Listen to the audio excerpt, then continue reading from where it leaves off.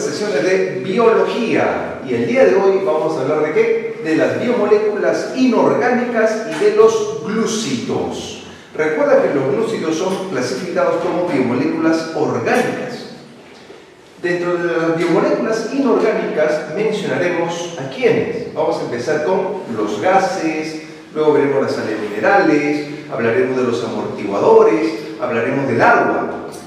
Empecemos con los gases. Para esto tenemos que recordar cómo está conformada nuestra atmósfera, lo del aire.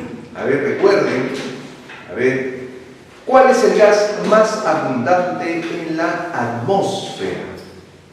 A ver, ¿quién se acuerda? Allá, muy bien, aquí Pedro, muy bien. ¿Cuál es? El nitrógeno, correcto, muy bien, el nitrógeno. El nitrógeno como gas, observa, N2 significa que es una molécula. Una molécula es la unión de dos o más elementos.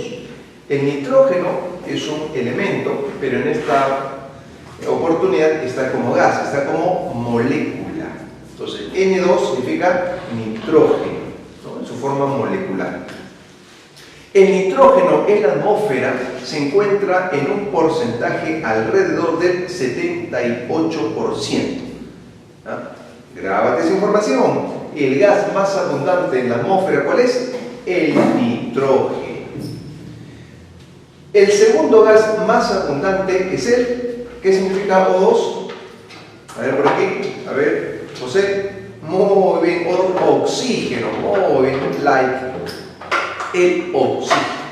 El oxígeno se encuentra más o menos, ¿no? Aproximadamente en un 21%. A ver, suma 78 más 21, ¿cuánto sale? Sale 99%. Entonces, hasta aquí tenemos 99% en la conformación de la atmósfera. Y el 1% restante lo ocupa el CO2 y otros gases. Vamos a resaltar al CO2, pero hay otros gases como el ozono, como el metano, el vapor de agua, etc. ¿Ya? Pero vamos a resaltar aquí al CO2, al dióxido de carbono. ¿Ya? Pregunta de examen, ¿no? Escucha, para que tengas en cuenta cómo preguntan las universidades. A ver, la bacteria Rhizobium, así viene el enunciado, ¿no? Puede fijar un gas de la atmósfera para transformarlo en nutrientes para el suelo. ¿Cuál es ese gas? ¿No? Si vienen las preguntas de examen. El gas que en este caso esta bacteria transforma en el fertilizante, en el abono que se requiere, es el nitrógeno. Ese proceso se llama fijación del nitrógeno. Lo llevan a cabo diversas bacterias, una de las más conocidas es el género Rhizobium. Esta bacteria vive en las raíces de las leguminosas. Y lo que hace esta bacteria es captar el nitrógeno del ambiente y por unas reacciones diversas lo convierte primero en nitritos y luego en nitratos. Si tienes algún pariente que se dedica a la agricultura, seguramente has escuchado que tiene que comprar abono, tiene que comprar fertilizantes. Pero también de manera natural podemos fertilizar el suelo con la presencia de estas bacterias. ¿Ah? Eso es una información importante para tenerla en cuenta. El segundo caso tenemos el oxígeno. A ver, recuerde, ¿mediante qué proceso se produce, se forma oxígeno? A ver, aquí Luis, por favor. Mediante la fotosíntesis, correcto, muy bien. Mediante la fotosíntesis. El proceso de fotosíntesis es llevado por las plantitas. Recuerda que las plantas son organismos autótrofos. Utilizan la energía luminosa, utilizan el CO2, un poquito de agua, sales minerales y producen sus nutrientes. Y en ese proceso en el cual utilizan el agua, hay una reacción que se llama la fotólisis del agua. Recuerda que lisis es un proceso de destrucción. La molécula de agua se rompe y libera oxígeno. Entonces recuerda, el oxígeno se forma durante la fotosíntesis. ¿En qué porcentaje estaba? A ver, recuerden, porcentaje del oxígeno. Ah, muy bien, David, 21%. Excelente, están atentos, así de gusto. Y recordemos, el CO2, es la emoción, ¿no? El CO2, ¿mediante qué proceso se forma? ¿Se acuerdan? Mediante a ver, una pista. Mediante la respiración celular. El CO2 se forma durante la respiración. Cuando tú respiras, necesitas ¿qué cosa? Oxígeno. ¿Qué produces? CO2 o dióxido de carbono o anhídrido de carbono. El CO2 viene a ser un gas innecesario, no es funcional, no nos sirve, ¿no? Pero a pesar de que no tiene una función, no tiene importancia, incluso es tóxico, se puede convertir el CO2 en algo útil. Imagínate, así estamos diseñados. Algo que no tiene una importancia se puede convertir en algo útil en tu cuerpo. ¿En qué se convierte el CO2? Un gran porcentaje del CO2 se convierte en bicarbonato. Del 100% de CO2 que se forma en tu cuerpo, el 70% se transforma en bicarbonato. ¿Y por qué es importante hacer énfasis en esto? Porque el bicarbonato, lo veremos más adelante, cumple una función muy importante para mantener el pH de tu cuerpo. Quizás has escuchado que consumir bicarbonato, ¿no? Lo disuelven, el bicarbonato lo puedes comprar en una farmacia, te tomas, ¿no? Eso y te va a ayudar a un proceso correcto, digestivo, en fin, ¿no? ¿Es importante tener esto en cuenta? Sí. Muchos productos que consumen las personas que están mal a nivel gástrico, a nivel de las funciones de su estómago, tienen irritación en el estómago, eso se llama gastritis. Porque no comen a sus horas, porque reniegan mucho, etc. O porque también hay una bacteria que puede llegar, sobre todo en el caso de jóvenes y niños, para que sufran de gastritis, es porque hay una bacteria. En esos casos, esa molestia que se presenta en el estómago se puede calmar consumiendo un producto que contenga bicarbonato, porque en el estómago se producen los jugos gástricos, cuyo pH es ácido, ¿ya? Y esto equilibra, neutraliza esa acidez. Entonces recuerda, tu cuerpo produce ¿qué cosa? Bicarbonato. ¿No? ¿Esto es algo útil? Sí. ¿Y lo produce a partir de qué? A partir de algo que no es útil. Así estamos diseñados, jóvenes, de manera asombrosa, de manera maravillosa. Por eso siempre ser respetuoso de tu cuerpo y ser agradecido también, porque estamos diseñados de una manera que realmente causa asombro. Entonces recordemos, antes de pasar, el gas más abundante de la atmósfera, ¿cuál es? Nitrógeno, correcto, 78%, muy bien. El segundo, el oxígeno, muy bien. ¿Qué porcentaje? 21%, light. Y el tercero, hablamos del CO2. ¿Mediante qué proceso se forma el oxígeno? Fotosíntesis, correcto. ¿Mediante qué proceso se forma el CO2? Respiración celular. Sí, así de a gusto tener un público selecto, ¿eh? Muy bien, ustedes son otro level. Vamos a hablar ahora de las sales minerales. Las sales minerales las podemos clasificar en tres grupos: las insolubles o precipitadas, las solubles o disueltas y las asociadas a moléculas orgánicas. Empezamos con el primer caso. Insolubles o precipitadas son aquellas que tienen función estructural. Por ejemplo, en tus huesos.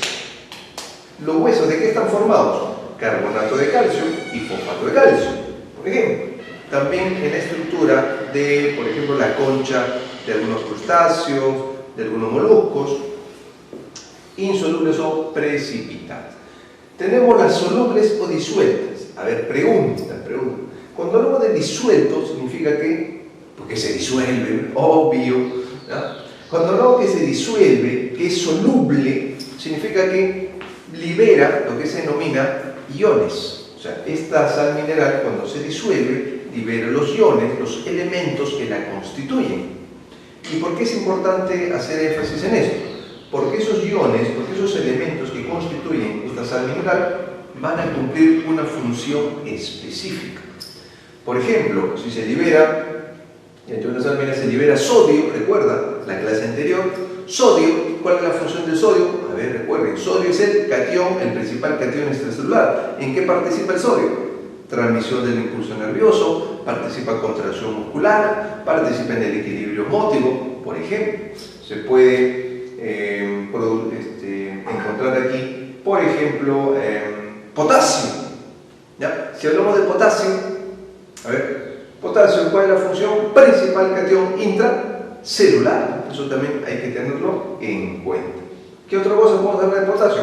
Junto con el sodio participan en ¿qué? Contracción muscular, transmisión del impulso nervioso, equilibrio emotivo. Y así, ¿no? Dependiendo, recuerda repasar los bioelementos. Entonces se disuelve esta sal mineral y obtenemos ¿qué cosa? Los iones, obtenemos estos bioelementos. ¿Y cuál es la función de esta sal? La homeostasis mineral. Pregunta, a ver, un feedback. Recordemos, ¿qué significa homeostasis? A ver, ¿alguien? A ver acá, Freddy, ¿qué significa homeostasis? Equilibrio interno, muy bien. Equilibrio interno a nivel de minerales. Entonces, esto es muy importante. El término homeostasis se relaciona con la salud. Así que mantén tu salud nutriéndote, tomando agua, consumiendo los bioelementos, también las sales minerales, ¿no? Tenlo en cuenta.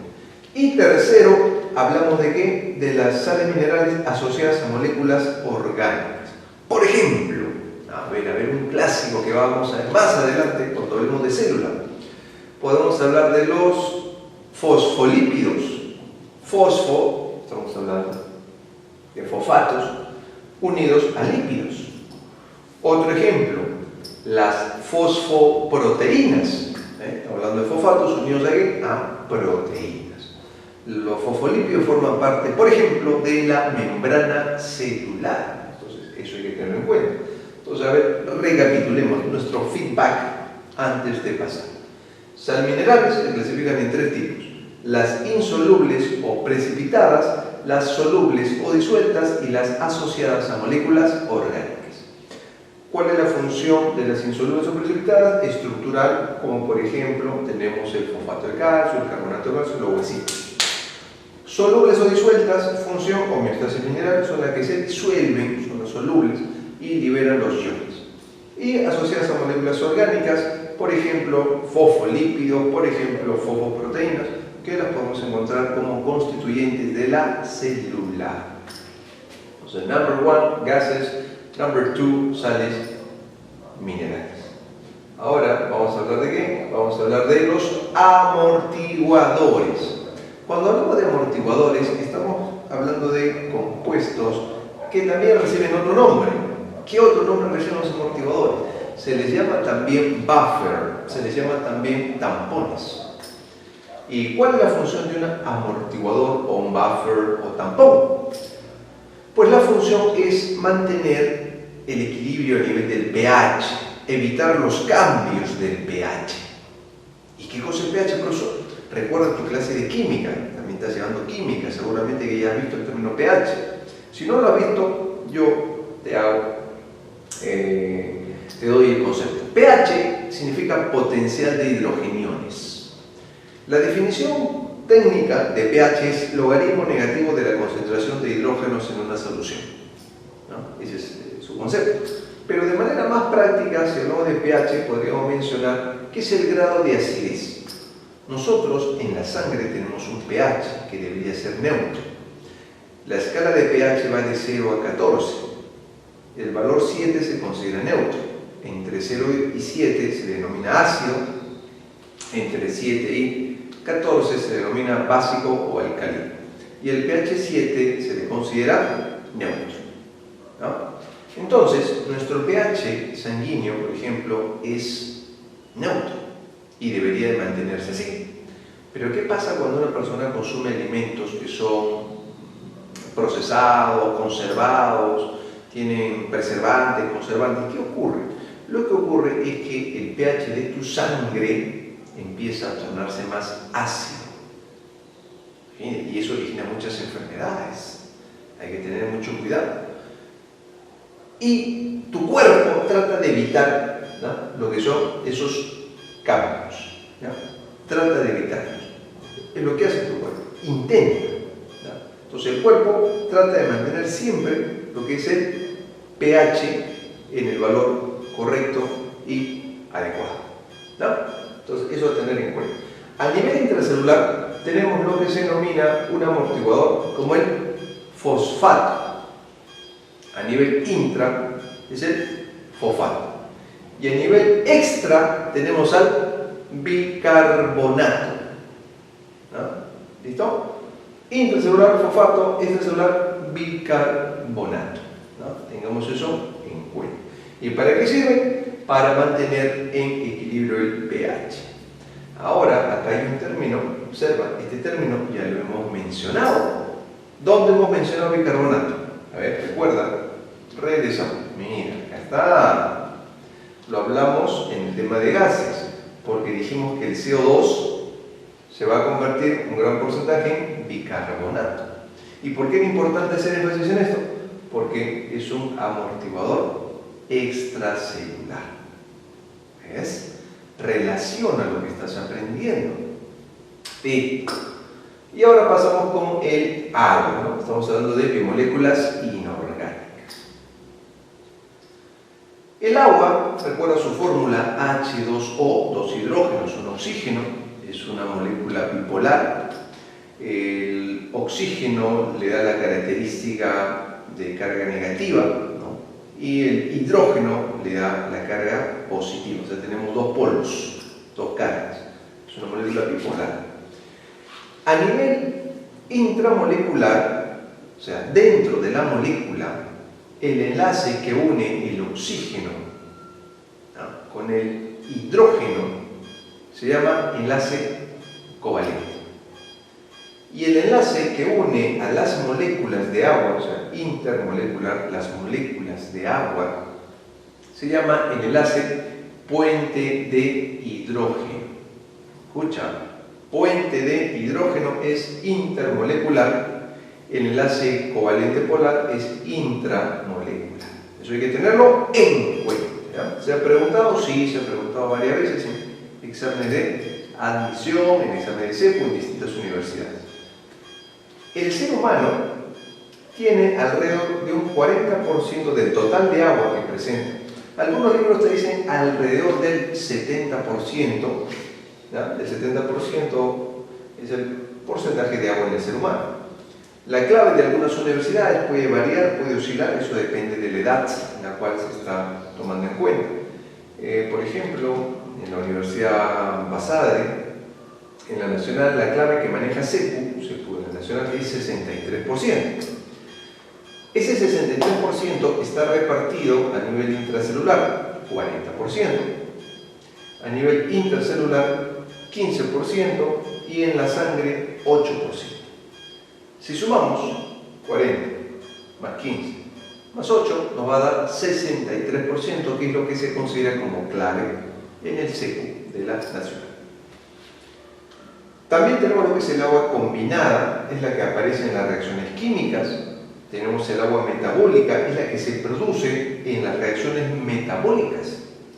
Y podemos mencionar un ejemplo de reacción metabólica, la respiración celular. ¿Y cuánto de agua se produce cada día durante estas reacciones metabólicas?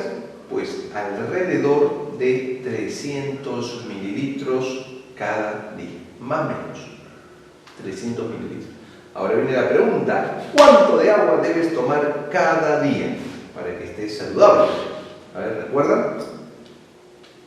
A ver, muy bien, me está diciendo 2 litros, correcto, a 8 vasos. Sí, exacto, en vasos, 8 vasos o 2 litros. ¿Es lo que debes de tomar? Sí, para que estés saludable.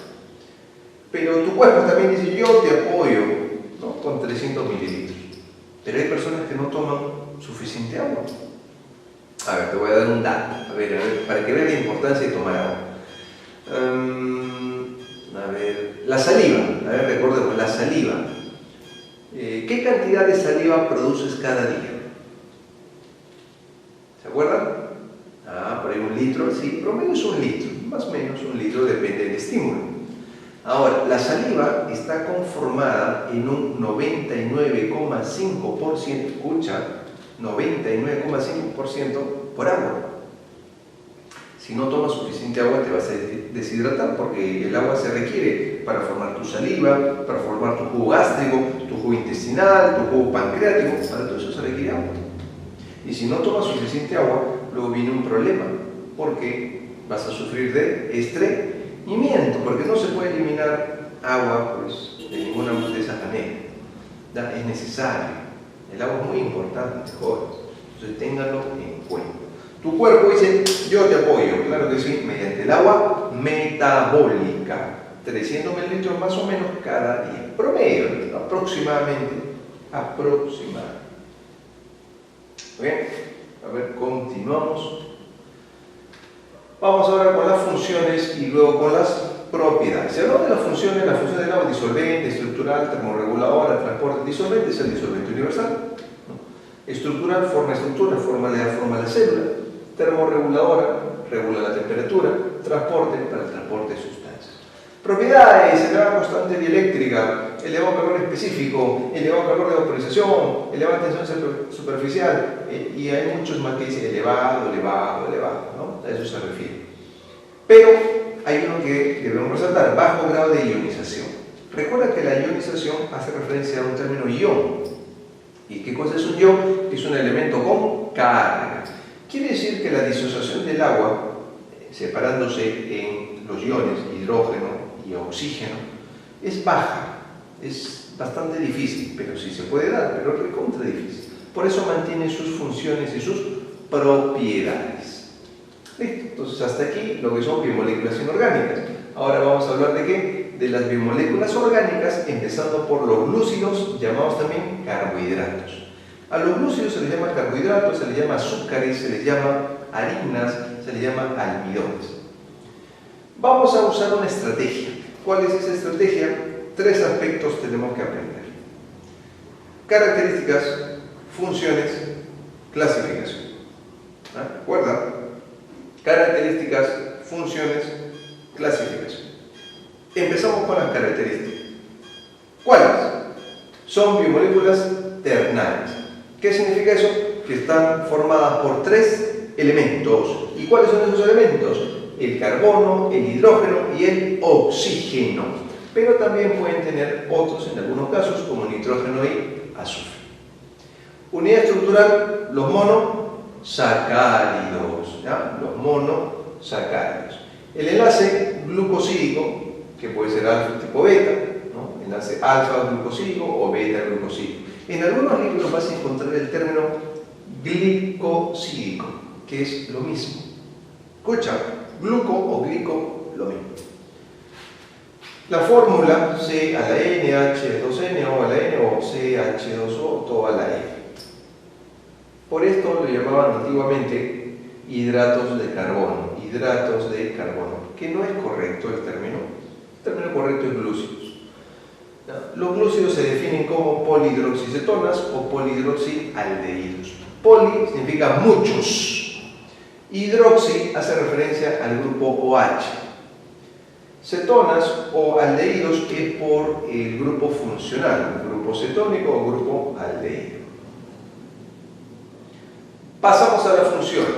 ¿Cuáles son las funciones de los glúcidos? Vamos a mencionar 3. ¿Cuáles son esas 3? Energética, reserva, estructural. Son las principales funciones. Otra vez. ¿Cuáles son? Energética, reserva, estructural. Energética se relaciona con que me brinda energía. ¿Qué porcentaje de energía? Entre el 60 al 70% de lo que tú necesitas cada día te lo brindan los glúcidos. Por lo tanto, es considerado el principal combustible energético. El valor calórico es de 4 kilocalorías por gramo. Cuando hablamos de kilocalorías, hablamos de energía. Te brindan energía 4 kilocalorías por cada gramo de glúcido. Para que estés alimentado de manera adecuada, durante un día tú requieres 2000 kilocalorías aproximadamente. 2000 kilocalorías cada día, ¿no? Entonces recuerda, función energética, ¿no? Principal combustible energético, aporta entre el 60 al 70% de la energía que tú requieres cada día, con un valor calórico de 4 kilocalorías por gramo, aproximadamente. Puede variar en base al ejemplo del glúcido, pero es un promedio, 4 kilocalorías.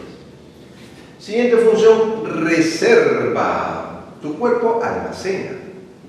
Si eres animal, bueno, obvio, profe, soy animal, ya, muy bien. Los animales almacenan bajo la forma de glucógeno.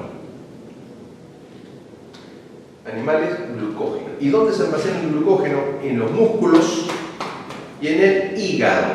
A ver, ¿en qué lado está el hígado? ¿Derecho o izquierdo? ¿Ah? El hígado está en el lado derecho, ¿no?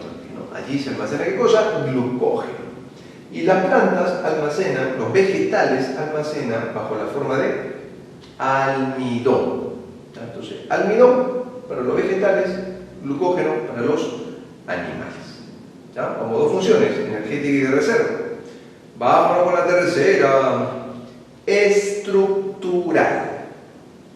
La función estructural es que forma estructuras. Por ejemplo, a nivel de los ácidos nucleicos. A ver, ¿recuerdan cuáles son los ácidos nucleicos? Ah, por aquí. ADN, correcto. Por ahí. ARN, muy bien. Esos son ácidos nucleicos. Y allí que tenemos glúcidos como la ribosa en el ARN y la desoxirribosa en el ADN. Muy bien. Like. Por ejemplo, en la pared celular de los vegetales, ¿qué tenemos? Tenemos la celulosa, pared celular de los vegetales. Pero también en la pared celular de las bacterias, ¿qué tenemos? En la pared celular de las bacterias tenemos mureína, llamada también peptidoglucano. Y en el exoesqueleto de los insectos podemos mencionar la quitina. La quitina también forma parte de la pared celular de los hongos. Y allí viene el etcétera, porque hay muchos más ejemplos. Pero estos son los principales que vas a encontrar en las preguntas de exámenes de admisión y exámenes SECU. Por eso te recomiendo tener esto en cuenta. ¿Ya? Ten en cuenta, darle una leída. Siempre es importante poner repasar, siempre un poquito. Every day, cada día. Bueno, entonces glúcido, ¿qué es lo primero que hemos visto? Características. Resaltemos, unidad estructural, monosacáridos. Enlace, glucósido. Correcto, ¿no? Lo principal. Funciones, R. ¿Qué significa R? Energética, reserva, estructura. ¿Listo? ¿Y qué nos falta para terminar? Nos falta la clasificación. ¿Cómo clasificamos a los glúcidos o carbohidratos? En base al número de monómeros. Podemos clasificarlos en tres subgrupos. Los monosacáridos, los oligosacáridos y los polisacáridos. Monosacáridos, oligosacáridos y polisacáridos. Los monosacáridos están formados por un solo monómero. Los oligosacáridos están formados de 2 a 10 monómeros. Podríamos decir de 2 a 10 monosacáridos. Y los polisacáridos están formados por más de 10 monómeros o más de 10 monosacáridos, de 11 a más. Recordemos, ¿cómo se clasifican entonces? Monosacáridos, oligosacáridos y polisacáridos. A ver, recuerda, ¿qué significa el prefijo oligo? Oligo, ¿se acuerdan? ¿Qué significa? Ah, muy bien, poco, correcto. Oligo significa poco. ¿Y qué significa poli? Poli significa muchos. Entonces, anota ahí para que no te olvides. Mono, ¿qué significa? Only one. ¿No? Mono, uno, oligo, pocos y poli, muchos. ¿No? Listo. A ver. Hablemos ahora de los monosacáridos. Los monosacáridos son los carbohidratos más simples, son los glúcidos más simples. Presentan un solo monómero de 3 a 7 carbonos. Cuando tiene 3 carbonos se le llama triosa. Cuando tiene 4, tetrosa. Cuando tiene 5, pentosa. Cuando tiene 6, hexosa. Y cuando tiene 7, heptosa. Entonces termina en osa. Puede presentar el grupo aldehído o puede presentar el grupo cetónico. Si presenta el grupo aldehído, se utiliza el prefijo aldo. Puede ser una aldotriosa, aldotetrosa, aldopentosa, aldohexosa. Se utiliza, o si presenta el grupo cetónico, se utiliza el prefijo ceto. Cetotriosa, cetotetrosa, cetohexosa, cetopentosa. Son dulces. No son hidrolizables a glúcidos más simples, porque son los más simples. Por eso no pueden romperse. Ten en en glúcido más simple. Son reductores, quiere decir reducen, reaccionan con el reactivo de Fehling. Este reactivo de Fehling es un reactivo, es un compuesto a base de cobre y permite identificar a los que tienen esta característica de ser reductores. Esto lo vas a ver en la universidad con un reactivo de Fehling. Le van a adicionar allí a las muestras unos cuantos mililitros, este de color celestito, y luego de un tiempo, si hay glúcidos reductores, ese color celestito va a cambiar a un color rojito. ¿Miren? Solubles en agua los monosacáridos y dializan. ¿Qué significa diálisis? A ver, recuerda, lo hemos visto en clases anteriores. Diálisis es una separación a través de una membrana semipermeable. Entonces, esto sí pasa porque son chiquititos, los monosacáridos son chiquititos, por eso atraviesan la membrana semipermeable. ¿Cuáles son los principales monosacáridos de importancia biológica? Tenemos a la ribosa, la desoxirribosa, la ribulosa, glucosa, fructosa. Recuerda que la ribosa tiene 5 carbonos. ¿Cómo sé que tiene 5, profe? Porque acá dice pentosa. Y penta significa 5. Aldo significa que tiene el grupo aldehído, ¿no? Igual que la desoxirribosa. La ribulosa tiene el grupo ceto, ¿no? El grupo ceto es el grupo cetónico. Y 5 carbonos. La glucosa, ¿qué grupo funcional tiene? Si dice aldo es porque tiene el grupo aldehído. ¿Y cuántos carbonos tiene la glucosa? Si dice hexosa significa 6. La fructosa tiene el grupo funcional cetónico y tiene 6 carbonos. ¿Dónde encontramos la ribosa? La ribosa forma parte del ARN. La desoxirribosa forma parte del ADN. Y la ribulosa forma parte o participa en la fotosíntesis, ¿no? Fijando el CO2. ¿No? Esto se da en el proceso que llevan con las plantitas. La glucosa es una glucosa, es la principal fuente de energía para todos los seres vivos. Todos necesitamos glucosa, sobre todo nuestro cerebro. Presenta una configuración piranósica, que es un anillo de 6 lados. Y la fructosa es una acetilsosa y es el más dulce de los azúcares. Se encuentra en las frutas. A la fructosa también se le asigna otro nombre que se ha usado en muchos exámenes. Se le llama levulosa. Acuérdate. A la glucosa también se le denomina dextrosa en algunos textos. Entonces, estos son los principales monosacáridos. Y luego vienen los oligosacáridos. ¿Y qué significa oligo? Poco, muy bien, poco. Están formados de 2 a 10 monosacáridos. Dentro de este grupo están los disacáridos, los trisacáridos, los tetrasacáridos, etc. Recuerda que di significa 2, tri, 3, tetra, 4, y así sucesivamente. De todo este grupo, los principales, los más importantes desde el punto de vista metabólico de nosotros como seres humanos, nos interesan los disacáridos. ¿Por qué se llama disacárido? Porque tiene 2 monosacáridos en su constitución unidos por un enlace glucosídico. Presentan sabor dulce, son hidrolizables a glúcido más simple porque un disacárido lo rompes y obtienes monosacáridos. Son reductores, reaccionan con el reactivo, esta es la abreviatura de reactivo de Fehling, pero excepto la sacarosa y la trialosa. Estos exceptos son los que vienen en las preguntas de exámenes de admisión y de CEPU. Así que te recomiendo resaltar esto. Entonces, ¿todos los disacáridos son reductores? No. ¿Cuáles son las excepciones? La sacarosa y la trealosa. Los principales disacáridos, maltosa, lactosa, sacarosa, isomaltosa, celuliosa, trealosa. Los principales. La maltosa está formada por 2 glucosas. Observa. El enlace se llama alfa 1,4, enlace glucosídico.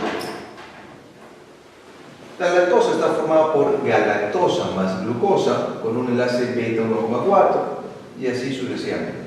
Quizás te pregunten, profesor, ¿y por qué tienen esos numeritos? 1, 4, 1, 2, 1, 6. ¿Qué significan esos numeritos? Lo que ocurre es que Como están formados por monosacáridos, estos monosacáridos tienen carbono 1, carbono 2, 3, 4. En este caso la glucosa tiene 6 carbonos. El carbono 1 de esta glucosa se une con el carbono 4 de esta. Por eso se hace referencia a esos números. En este caso, el carbono 1 con el carbono 4. En este caso, el carbono 1 con el carbono 2. Carbono 1 con el 6, 1 con el 4, 1 con el 1. Entonces, formado por glucosa y glucosa, la lactosa, galactosa más glucosa, la sacarosa, glucosa más fructosa. Resaltamos los principales. Por ejemplo, la lactosa. ¿Dónde encuentras lactosa? En la leche. Resaltamos a la sacarosa. ¿Dónde encuentras sacarosa? En el azúcar. Son los principales. Y terminamos con los polisacáridos. Dentro del grupo de los glúcidos terminamos con los polisacáridos. Los polisacáridos, recuerda, poli muchos. Polímeros lineales o ramificados de más de 10 monómeros. No son dulces. No dulce, no reductor. Pero sí son hidrolizables. No es dulce, no es reductor, no es soluble, no dializa, no. Pero sí es hidrolizable. Se pueden clasificar en homopolisacáridos cuando presentan el mismo tipo de monosacárido, homo significa igual, o pueden clasificarse como heteropolisacárido cuando tienen diferentes tipos de monosacárido. Por ejemplo, un homopolisacárido lo tenemos en el almidón. El almidón está formado solo por glucosas, pues se llama homo, solo un monosacárido. Igual el glucógeno, igual la celulosa. El almidón, recuerda, ya lo hemos visto, reserva en vegetales. El glucógeno, ya lo hemos visto, reserva en animales. La celulosa, ya lo hemos visto, estructural en las plantas. Estamos relacionando lo que ya hemos visto. El almidón está formado por glucosa y tiene dos cadenas, la amilosa y la amilopectina. La amilosa es lineal, conforma entre el 10 al 20% del almidón y da una reacción azul al yodo. La amilopectina es ramificada, está en una proporción del 80 al 90% y da reacción rosa-violeta al yodo. El glucógeno, formado por glucosa, se almacena ¿dónde? En el hígado y en los músculos. La celulosa, formada por glucosa, presente ¿dónde? En la pared celular. La quitina, constituida por N-acetilglucosamina, que es un derivado de la glucosa, está presente en el exoesqueleto de los insectos y en la pared celular de los hongos. La inulina está constituida por fructosa, se encuentra en los tubérculos y se usa para medir la filtración glomerular. Dentro de los heteropolisacáridos podemos hablar de la hemicelulosa, constituida por xilosa, que es una aldopentosa, por la manosa o galactosa, que son aldexosas, y se encuentra en la pared celular de los vegetales. La mureína o peptidoglucano, constituido por N-acetilglucosamina, por N-acetilmurábico. ¿Dónde se encuentra la mureína? Presente en la pared celular de las bacterias. Y terminamos con este último ejemplo, la heparina, constituido por ácido galacturónico, por el ácido hialurónico, por la glucosamina, por N-acetilglucosamina. Una característica muy importante de la heparina, recuerda, pregunta de examen, es anticoagulante. Quiere decir que evita la coagulación. Eso nosotros tenemos en el cuerpo. Y también muchos animales que se alimentan de sangre tienen en su saliva heparina para evitar que coagule la sangre y de esa manera se alimentan, ¿no? El vampiro, por ejemplo, el zancudo, para que no coagule y pueda fluir la sangre, tienen heparina en su glándula salival. Bueno, entonces hasta aquí nuestra sesión ya de la clase. Hemos visto biomoléculas inorgánicas y hemos visto glúcidos, así que a estar muy atentos.